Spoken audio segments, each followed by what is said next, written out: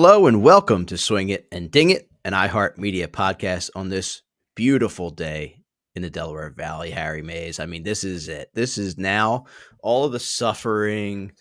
Although you look at the forecast in the weekend, like it's crap, of course, because every weekend here is crap. But Right. during the week, I mean, tremendous, tremendous, tremendous. I am happy to be back. I have to say I had an incredible time at Casa de Campo, caught up with our friend Robert Bertel for a little while. And coincidentally, just a terrible planning by Danielle and I, Danielle and Brandon are now there this week. But last minute baby moon that they decided to go on. So Wow. Nice. yeah. Well, yeah, you talk about the weather, man. I mean, it's nice and hot. The golf courses are firming up around here, at least for a little while, because there's not much rain in the forecast going forward, which is good because we've had enough of it. But yeah, you mentioned the weekend. It gets down into the 50s again. And I got an early tee time on Saturday because we have a wedding to go to in the afternoon with a member of the club, and a lot of the guys that I play with are going to be there. So we all got to get out early in the morning.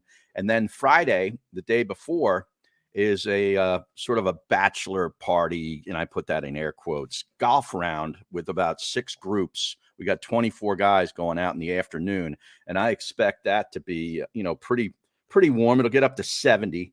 Yeah. So that should be a good day. But yeah, it's getting better. I think we've turned the corner, Moose, and I'm glad to hear you had a great time. I'm sure the weather was terrific down there. I can't wait to hear about the golf, and I think that's a good just sort of to announce. I'm looking at this episode as sort of a jumping off point to augment the podcast, not totally change it. We're still going to do what we've been doing, but I think I at least thought about adding in a more personal element to it on a weekly basis because, to sort of, I don't know, verbalize our quest for better scores and Trials and tribulations, if you will. Yes, trials and tribulations, a lot of trials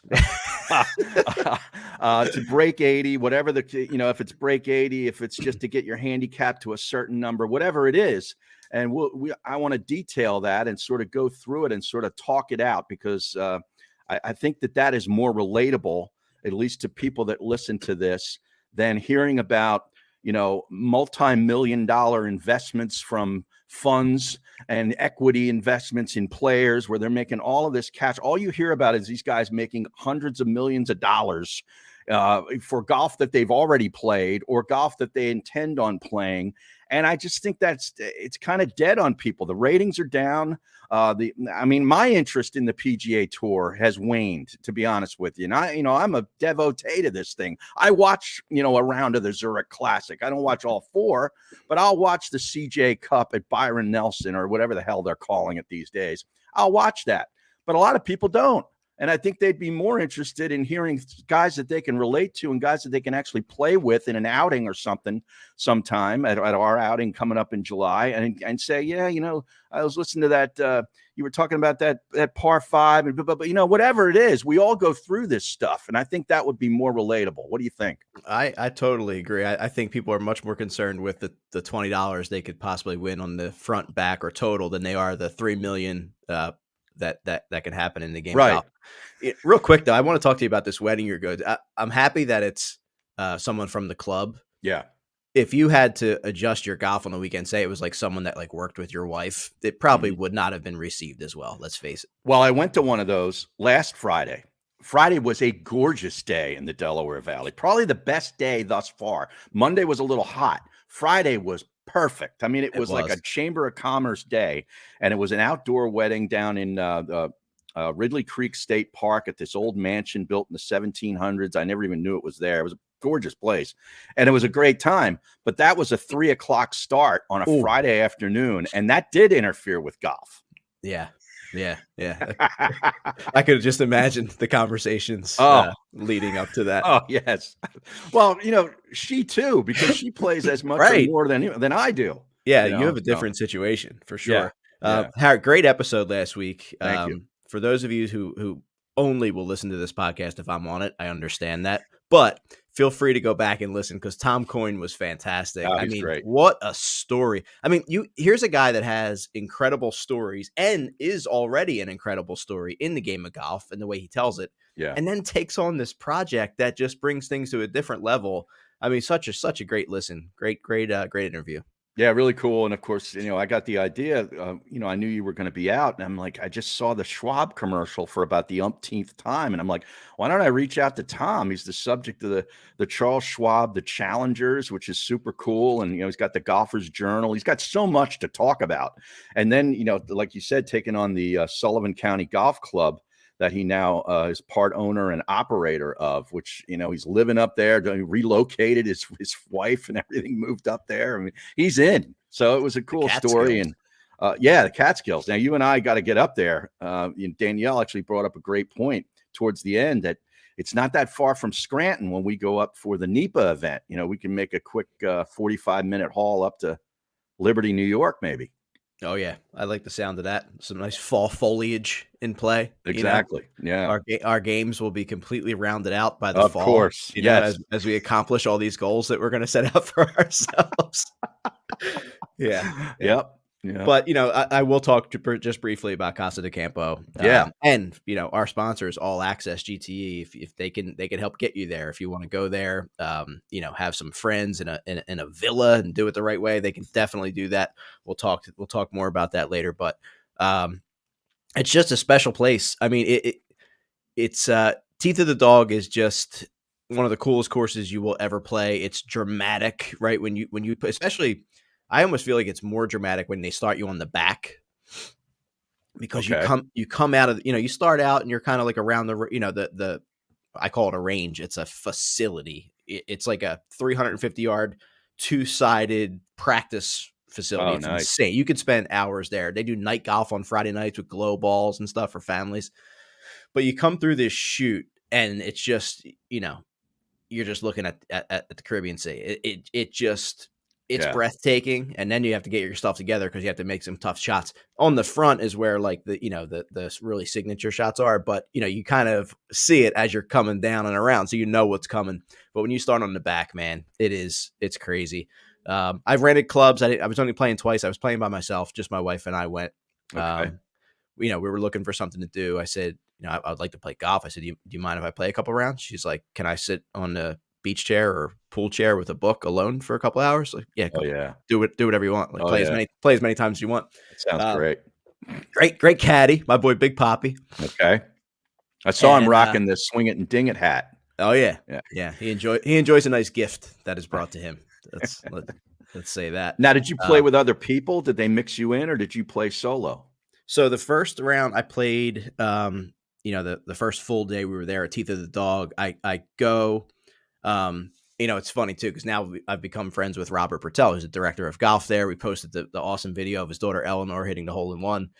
So, but now it's like Amigo Senor Bertel, right? I am Amigo Senor Bertel. So people move around when Amigo Senor Bertel is coming, and it's like, do you want to go out now? Do you want to go to the range? What do you want to do? And it was, I went to the range, I hit some balls, I came back, and they were like, come on, my caddy's like, it's open. You want to just go? So just he and I went.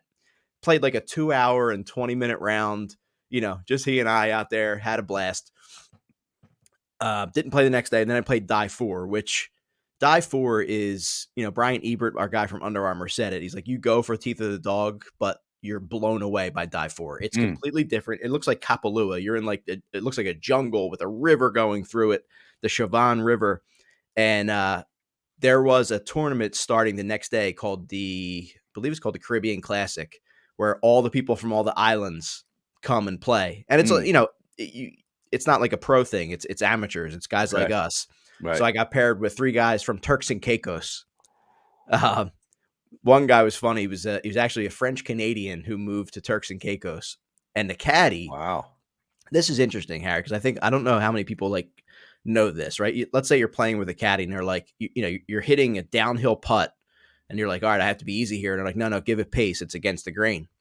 And we're always like, oh, okay, right? But like, how do you know, right? You can't see it. Mm-hmm. So this guy asks, first, he's like, how do you know it is? So he takes him over to the hole.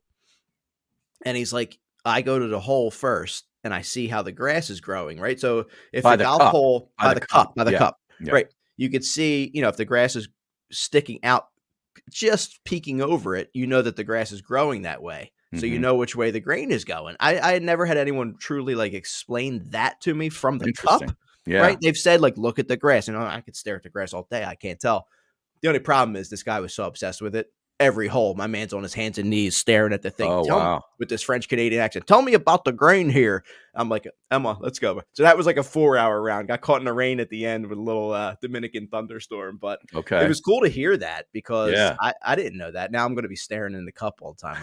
Now, yeah, at Legacy Club, backing up the whole 9 holes because you're checking out the grain from the cup. But now, did you find over the course of 4 hours or however long it took, how does one relocate to Turks and Caicos? Because I think that would be good information for the people. Yeah, well, it's funny though. You see all the news about the travelers from Turks and Caicos because it's a lot of it's a lot of obviously really good fishing there. Mhm. So you have a lot of guys from the States that go that also like to hunt, and they have extraordinarily strict laws. And a couple guys had just like a couple rounds that maybe fell out from their hunting rifle in a carry-on. Which I mean, if you're getting on an airplane, like Yeah, yeah, come check on. your come. Yeah. Like, but they're like literally in prison for like 6 years over Oh, there. wow. Because it's like it's a whole situation. But I'm hearing these guys. The guys like, yeah, I get up before dawn. I take my paddleboard out. I watch the sun come up over the ocean. I'm like, oh, do you? Is that what you do in the morning? That's I nuts. drive to Ben Franklin Bridge, cursing at Right. people, trying to get Drinking the Pelican coffee wood. out of a styrofoam cup, Oh, good for you. Right? listening to Froggy in the morning. Yeah, that's my morning. Yeah, feel bad for you guys, but super, super nice guys. And it's funny because I always promote swinging and dinging, Harry. I mean, Of course. you know me, and that's what I do. So we have a couple new hats. I brought some hats with me. Right. Gave one to Big Pop. He gave one to Robert Bertel. So I had one left on me, and there were 3 guys. I said, we started talking about. I said, listen, do me a favor. When we get up here over the marina, if you saw some of the pictures and videos that I posted, I said, would you guys mind just like grabbing a picture of me teeing off? I said, I told them what we did about the show. So I said, I have one hat, and we pulled up to a par 3. I said, you guys closest to the pin for the hat. And they were like, it's on. They were like, they got so into it. And the French Canadian fella actually was the only one on the green and got the swing it and ding it hat. So that was That's cool. beautiful. Yeah. So But we're it's represented in Turks and Caicos now. You oh yeah, planted we a will be. flag. And Yeah. it's funny because then I told them about it and they go, oh, we know Brandon Matthews. There's one golf course on Turks and Caicos, not a big island. And these guys all play there. I don't know if it's private or semi, but so I guess Brandon has gone there. So obviously you play the only golf course that's there. And Right. we've played with Brandon. What a great guy. We know No him. kidding. Yeah. Wow. Hilarious. I meant to That's take incredible. a picture with them to send it, but yeah, I mean, it's Casa de Campo. It's something that cannot be described. I tried to give Danielle as much info as I could, but it literally is its own city. You get a golf cart when you check in because it could take you 15, 20 minutes in a golf cart just to get to the beach or get out to Alto Chavan or Die 4.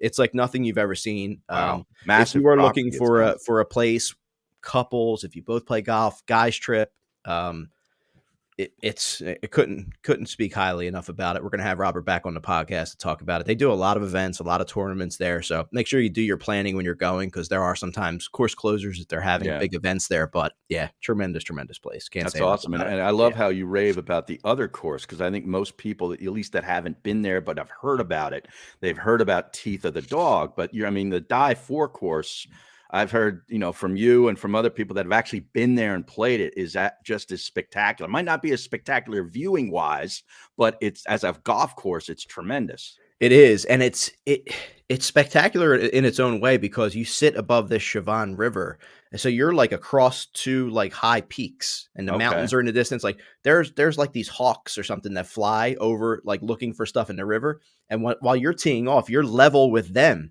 because the river is so far down below. Really dramatic ups and downs. Greeny, who played it with me, said he played Kapalua. It reminded him of Kapalua. It was that dramatic. So, and then they have the course called the Links. It's funny. They're like, the Links is like a muni. I'm like, I think you guys have a different description of a muni here than we do because, it's like a really nice Florida course. But the cool thing about it is you travel through all the villas and they have, I think Bill Clinton has one. George Bush lives there. They see these guys around, a lot of celebrities, Jay-Z, Beyonce, Rihanna, Pitbull. They all have like these villas there that are just, like nothing you've ever seen before. You could drive around just looking at these places. It's tremendous. Yeah. Jeez. Yeah. Very cool. Sounds like a great trip, and All Access GTE, could hook you up. That's right. Head to the portal in our bio, our Instagram bio, and they could start to give you some information. So Harry, let's touch on the Zurich Classic real quick. Then we'll get into a little bit about our journey this year in the game of golf. Rory gets win number 25, along with Shane Lowry, who gets win number 3, and kind of a ho hum tournament in a way. It's good to see those guys like put their foot down like they should do as the players they are. Yeah. But listen, still get $1.29 million and 400 FedEx Cup points for this thing. Right? Yeah, no about it. And at this point in time, it's a good thing for the PGA Tour if a guy like Rory McIlroy is at a tournament that he otherwise doesn't go to, because it boosted it. First time, right? There was a lot of buzz down there about it that typically isn't there.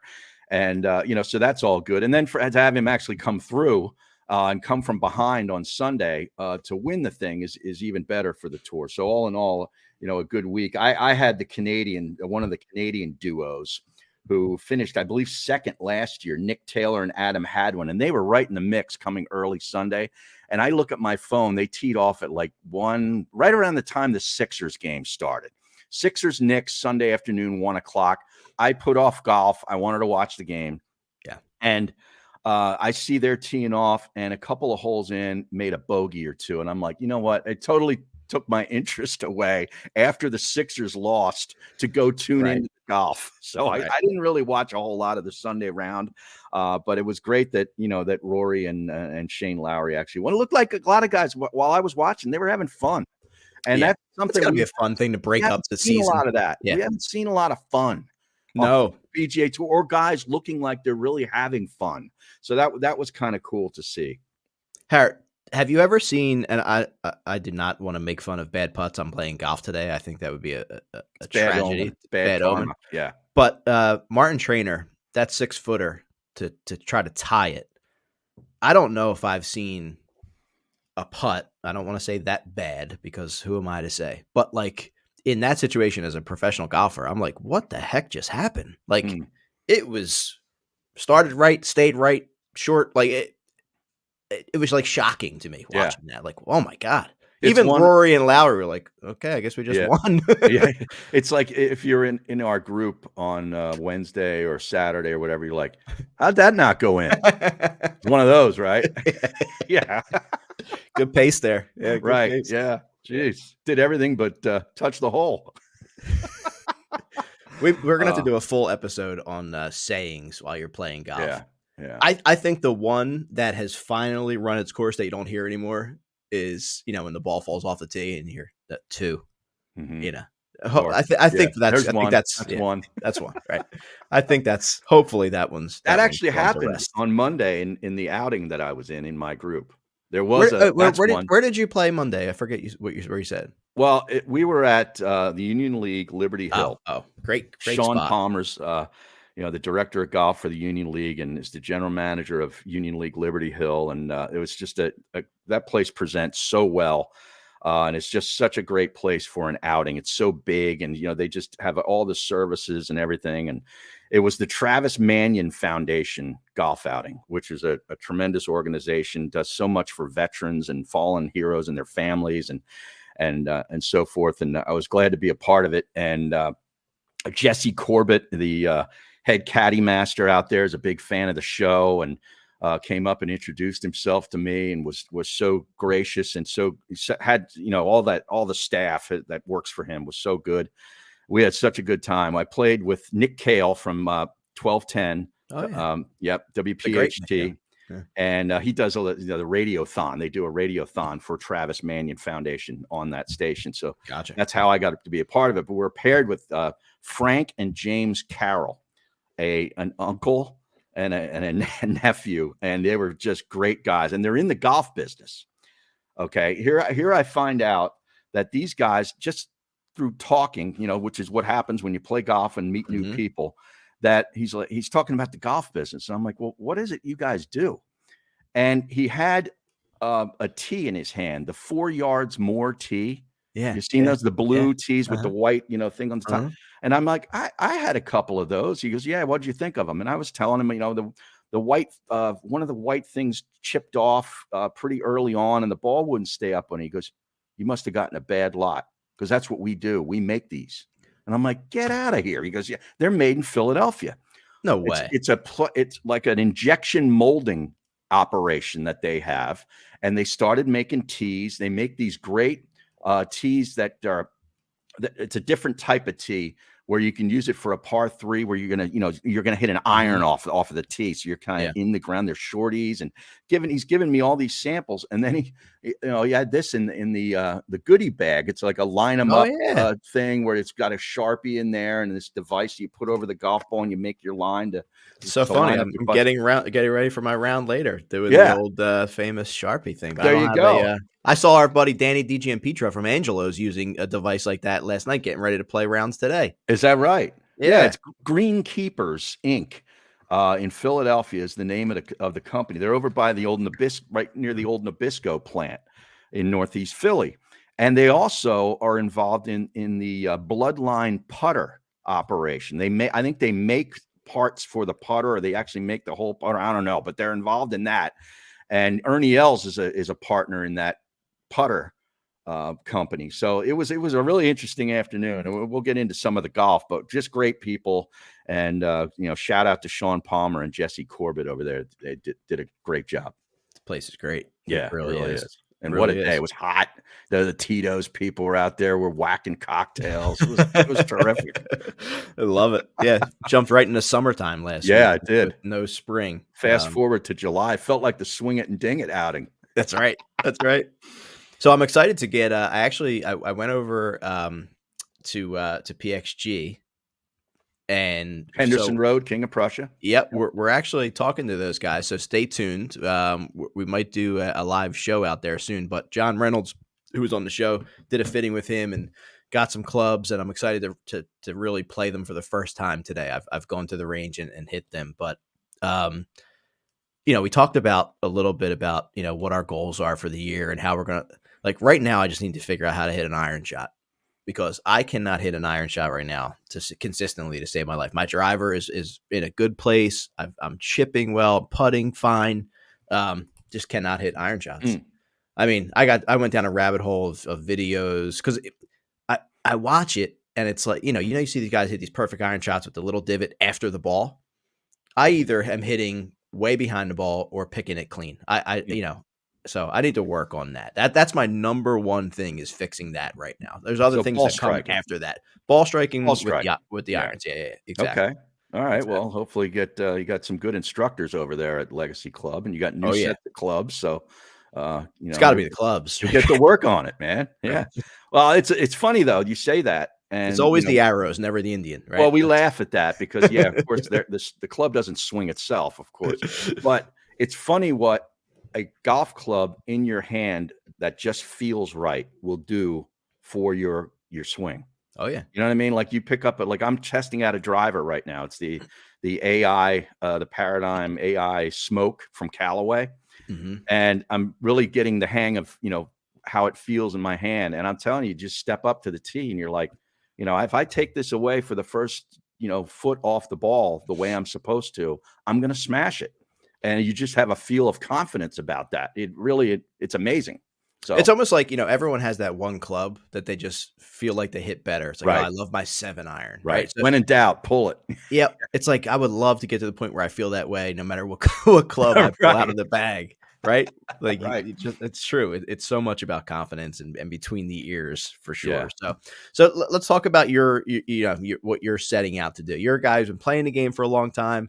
I feel like since we've been doing the show, it's almost kind of re-energized you in a way to playing the game. So what are you looking to accomplish this year? Well, I'm old. I'm turning 50. I'm 59 this summer. So as you get older, and I was never the greatest of athlete to begin with, and I'm not a tall guy, everything's kind of a struggle for me. I'm 5'9.5", 5'10" at best, and probably getting shorter as we get older. But what has definitely gotten shorter for me is the golf swing. I mean, it's been, I'd never had a great flexibility, and was not a guy who, I lifted weights when I was in my 20s and 30s, but, I didn't go to the gym and do any of that, as I got older. So my golf swing got really short and abbreviated. and there is a tremendous lack of speed, both in, club head speed, ball speed, which we're now all focused on now. So everybody's like, oh, you got to do this speed training, and, you got to get these speed sticks and start swinging the crap out of these. It's going to help you. Well, a guy like me at my point with my body, I couldn't do, I'd hurt myself.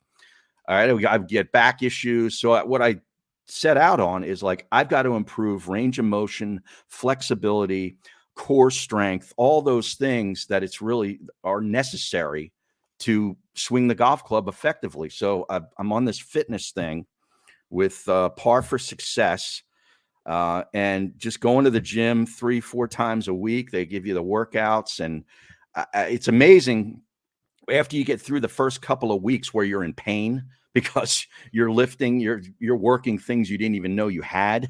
And you get out of bed, you're like, oh man, am I going to be able to swing? But as you get through first couple of weeks and fight through it, it's amazing how different I feel over the golf ball. Like I feel steady. And I said, one of my goals was I wanted to feel athletic, or as athletic as I could, because I felt I didn't feel athletic, in the past couple of, leading through the winter. And I just feel felt robotic at times, right? Yeah. Well, I felt like a spindly little old man with a short swing. And I was like, I know guys like that are even older than me. Some of these guys, and I'm like, I don't want that. I want to be able to really give this a go and try to develop a more full, turn and be able to, rotate my hips a certain amount of degrees and feel more athletic, feel more sturdy and confident and steady over the golf ball. And I'm headed that way. So that's sort of my thing. And the scores will come later, but it's getting my body right, which we're working on right now. So that's where I'm at. Yeah, you'll get there. I mean, it's funny whenever you see, like, they'll show the PGA Tour players working out, right? Yeah. The stuff that they do, no one else is doing in the gyms that we go to, right? It's all this like, but that's what this is. Right. Yeah. That's what this is. I mean, you're twisting your body in a way that you don't do on a daily basis unless you're playing golf, and expecting it just to react, especially as we get older, in a way that just isn't happening. So that's good for you for going down that road. Yeah, it's pretty cool. I really don't think I'm going to regret it. I think it's going to end up being the right thing. Now, it hasn't resulted yet in better scores, but that's a different discussion, which we can get into. Believe me. Yeah. I mean, and my goals at this point are simple. I feel I went through some things over the past couple of years with health issues that I felt like crap for a couple of years playing. I now feel good again, so I'm excited to see what that does. I still have yet to break 80 in a legitimate round of playing golf. Yeah. So that's there. I mean, I think I have to start with a goal of breaking 90 at my home club, Legacy Club, because it's unrelenting and it's challenging. But same here. So that's the two overarching goals for the season. The other one too is the member guests, right? I've played in the one at Green Valley with Greeny now for about 4 or 5 years. I'd love to just get to the playoffs, right? I'd love to play well enough where we just get to the play. I don't win your flight. Win the flight, right? Get in, advance, take that next step. We haven't gotten there. We've played well sometimes, and Greeny's carried me most of the time. I want to contribute. I want to be able to play well in that, and hopefully I'm able to play in the Legacy Club one again. But just want to show up in a big tournament like that for me, right? That's the biggest tournament I play in, right? So that's what I'm looking forward to. Absolutely. And then, we got, 2-3 times a week, a match with, some money on where you don't like losing $20 or $40 every time you go out and play golf. You got to win some of these. So, we got to turn that around. So, but I know. Too, go ahead. For me is I'm fortunate enough through iHeart. We have a client trip out to Pebble Beach, playing Pebble Beach and Spyglass. So when you think of there's a couple courses a year I would love to see. So I already have that planned, which is cool. I don't have to worry about it, but I want to play well when I'm out there. Right. I don't want to be out there with all people from work and clients and stink. Right. Yeah. So and that's $600 in the pro shop. And it's like, well, what'd you shoot? Well, So that's the end of July. So I have some time to kind of get to a point where, just want to play well while I'm out there in front of folks.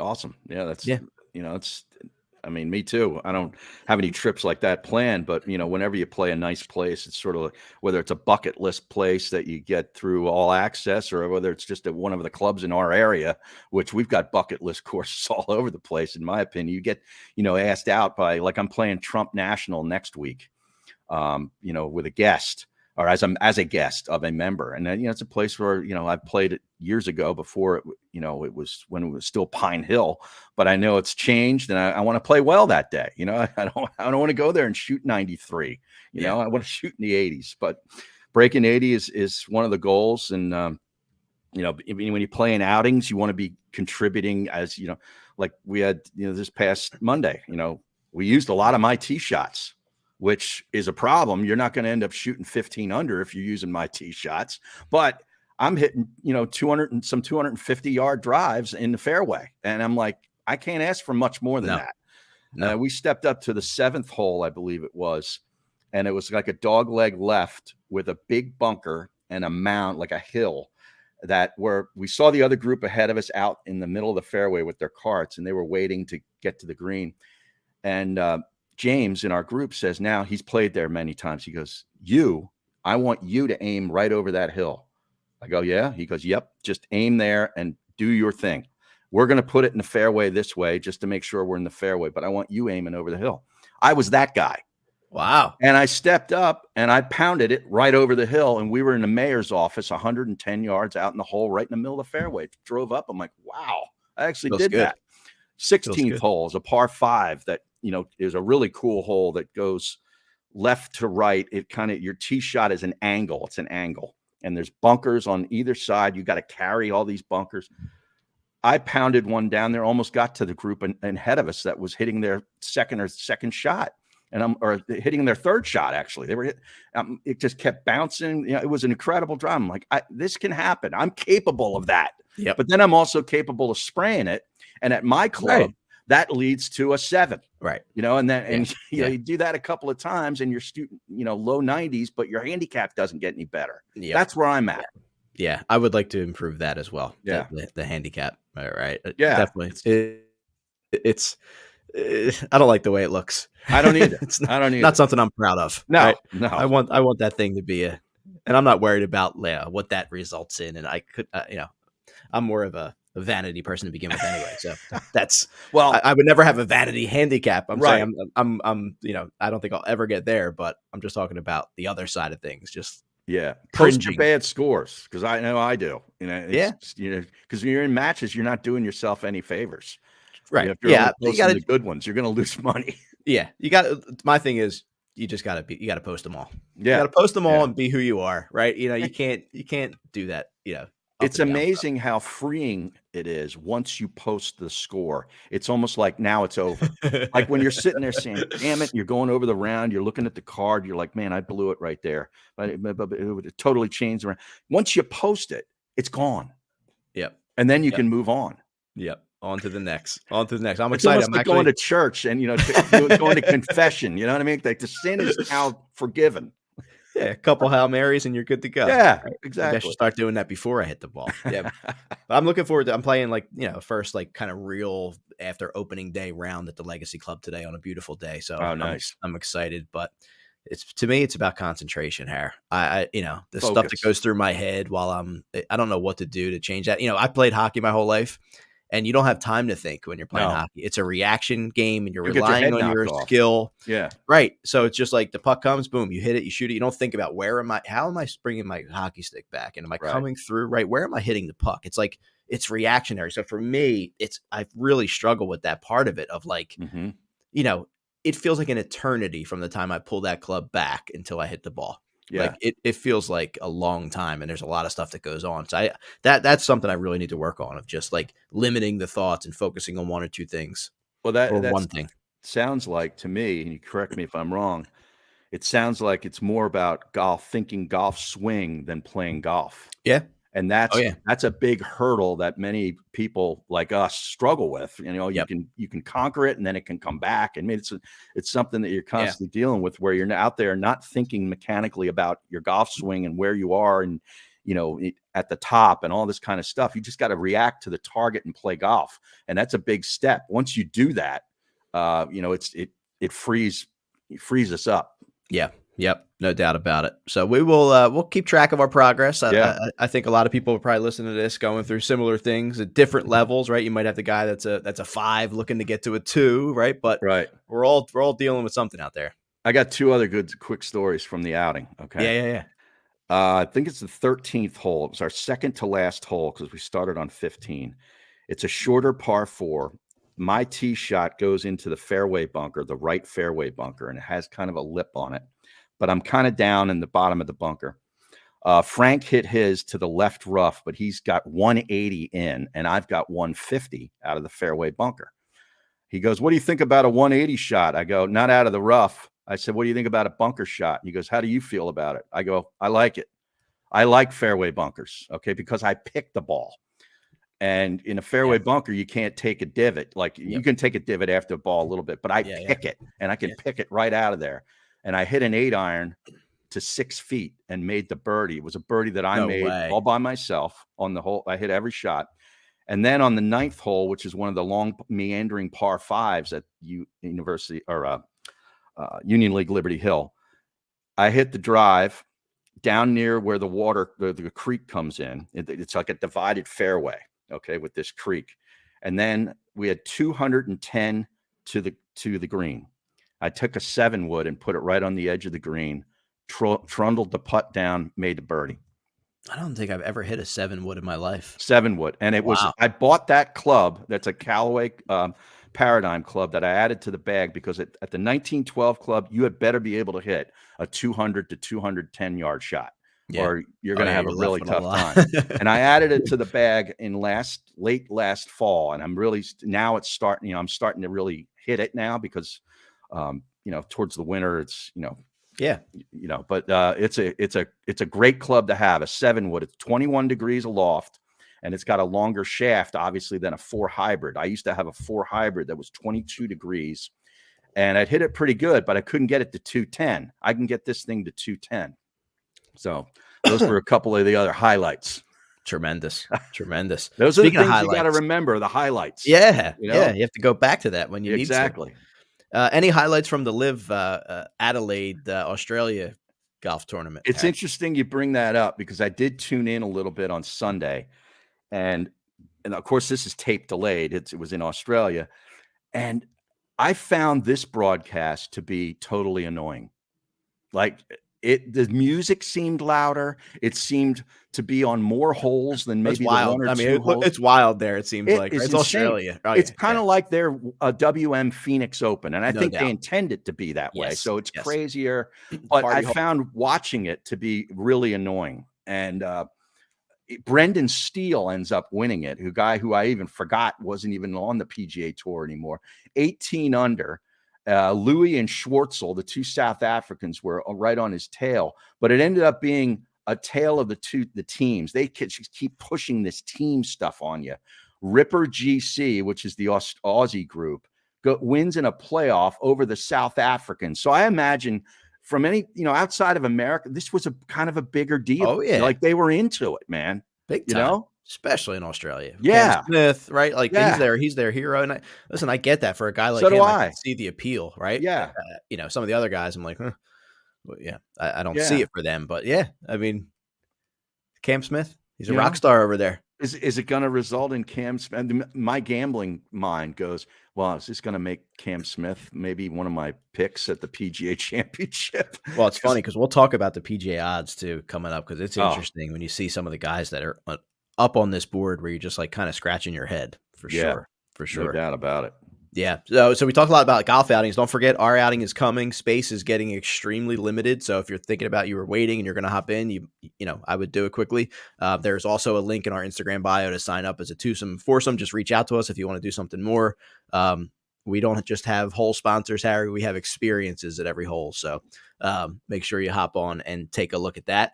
And then our friends at All Access, we keep talking about them, but head to the link in our Instagram bio for a special portal for our listeners to unlock the golf experiences you've always dreamed of.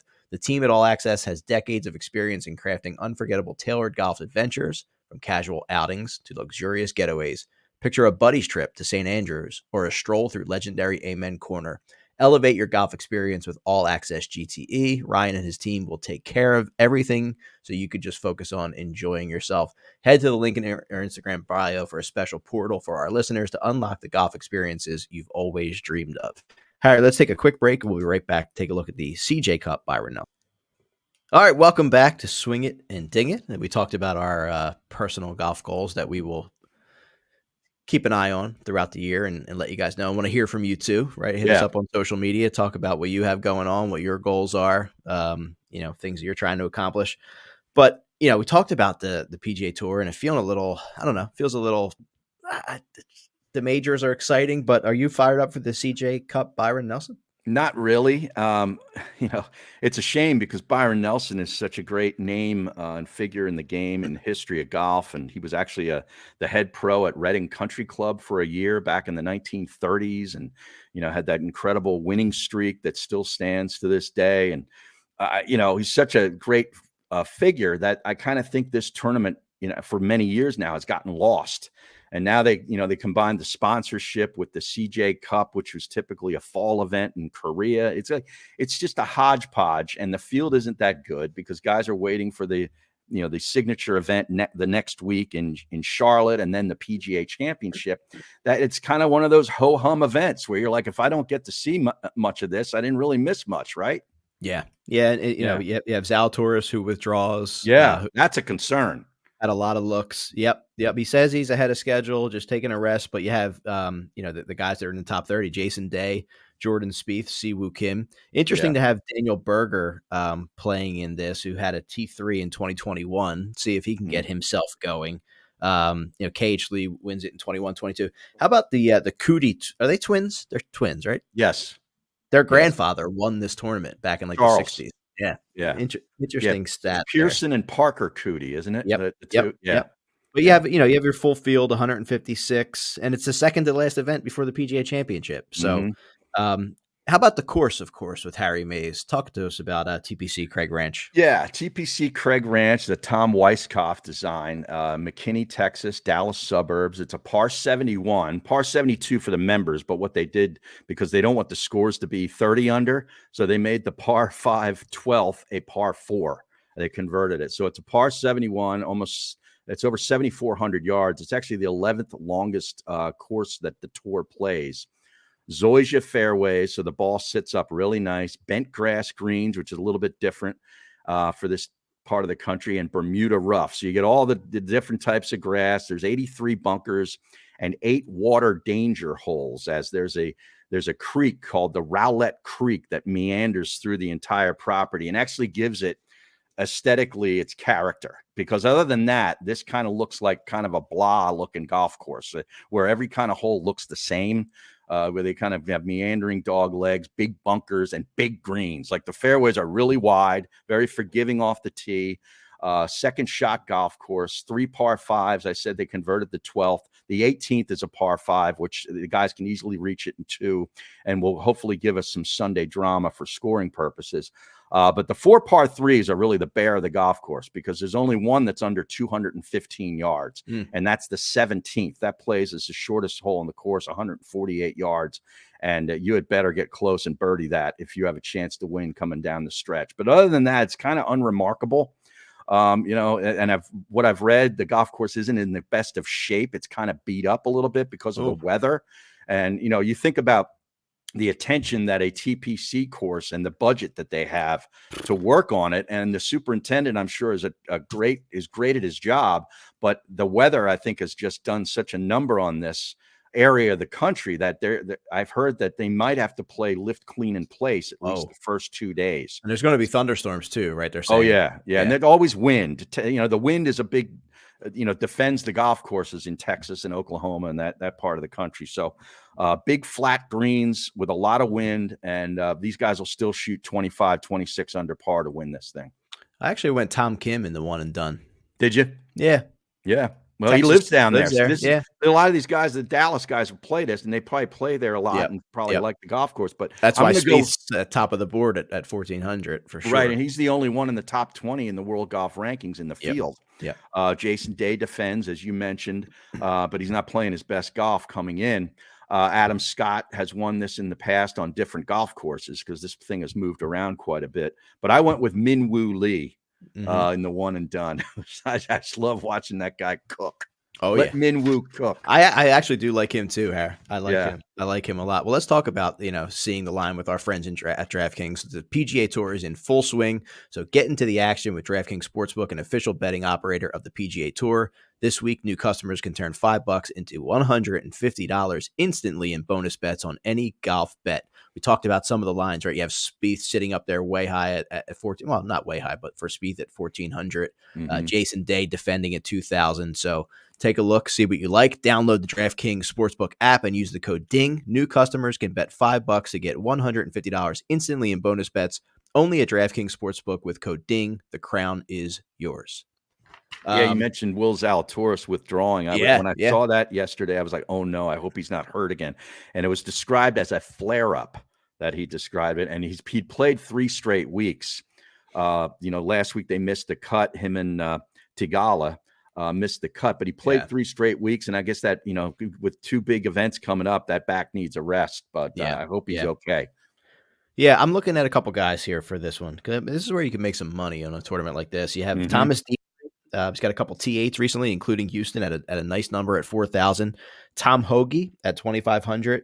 Stephen Yeager, who's playing great golf at 2,500, and I talked about Tom Kim, who is at 2,800 as well. Yeah, Seamus Power is a guy that has played this particular course pretty well in the past 2 seasons. Plus 250 in a top 20. I mentioned Min-Woo Lee. He's plus 2,500 last I looked to win it, and I took him in the one and done. I also took him in a matchup at minus 110 over Yeager. And Adam Schenk, plus 110, plus money for a top 30 for that guy who's really kind of turned it on the last year and a half. And I took him in a matchup over your guy Dietrich at minus 130. But those are the things that I'm looking at. Maybe make a couple other plays as the weekend goes on, maybe on Luke List. Who I can't believe he's plus 200 for a top 30. That guy's won recently and is playing really good golf, hits it a mile. Do you think this golf course should set up well for him? And Mark Hubbard, plus 150 for a top 30. I love it. So real quick, let's take a look at the PGA Championship odds because you have Scheffler sitting at plus 350. Yeah, right. And then it jumps up. Then it jumps up to Rory at 900. But some of the guys that are interesting to me, you have Rahm, who's at plus 1,000, right? After watching him in the Masters. How about Hovland is the 5th highest guy at plus 1,800. What's he doing up there? He's lost right now. Yeah, I wish you could obviously bet the fade, but man, so you have Scheffler, Rory, Rahm at 1,000, Koepka at 1,600. Koepka is always going to be at the top of the board in the major. Obear, 1,800. Xander, who's always up there because he always places in the majors, 2,000. Then Cantlay, Morikawa, Wyndham Clark, and then Spieth, DeChambeau, Zalatoris, and then Homa's all the way down the board, kind of not all the way, but he's sitting with it's Homa, Justin Thomas, and Cam Smith all sitting at that 3,000 number. So curious to see. Yeah. Here's the thing about Koepka. I mean, he's obviously defending, and he's going for his 6th major and his 4th PGA. I think he's got 3, right? Yeah. He did not look particularly good at Augusta, but that weather, the second day, they just had such bad weather. I kind of throw it out, and I'm really interested to see him because, you're talking about one and done. You throw these live guys in there. You only get to see them 3-4 times a year. I might go with Koepka here because of just his motivation factor of wanting to win another major and a place, to win his 4th PGA would be, unbelievable. I'm looking at him, right? What'd you say his number was?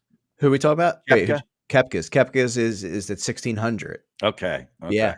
I might use him in one and done. Yeah, I think you kind of have to. If you have him on your bench and one and done, it's like, right. Yeah, because you only have so many times to use them. Yeah, that's the whole thing. Yeah, and I don't see him. Is he in the Open? He's got to be in the Open Championship, right? Oh yeah. Like I don't see him.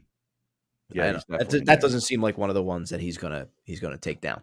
No. So. But did you know the PGA Pro Championship is going on right now? In fact, I think today's the final round down in Texas near McKinney. They're playing it at Fields Ranch, which is Gil Hant's design, and they're going to eventually have a PGA Championship there in a couple of years. Oh, wow. Frisco, Texas. And a bunch of local guys have made the cut for the final day. Zach Oakley from Bitterman Golf Club is actually tied for 5th right now, or actually was tied for 5th at the cut. He's now moved down to tied for 9th. But our guy, Braden Shattuck, who's won this, went from T37 up to T5 yesterday to start today's round. Of course, out of Rolling Green. You got Mike Meisenzahl from Little Mill is in the top 25 right now. Danny Lewis from Cricket Club St. Martin's made the cut. Chris Kruger from Kings Creek down in Delaware, Rehoboth, Delaware, made the cut. And Trevor Bensel from Sandy Run moved up from T44 to T33 for today's round. So a couple of good guys representing. Yeah. Love Philadelphia section. Love it. Good stuff. Good stuff. Harry, enjoy your rounds this week. I'm excited to get out there today to the Legacy Club. And we inch closer and closer to the PGA Championship.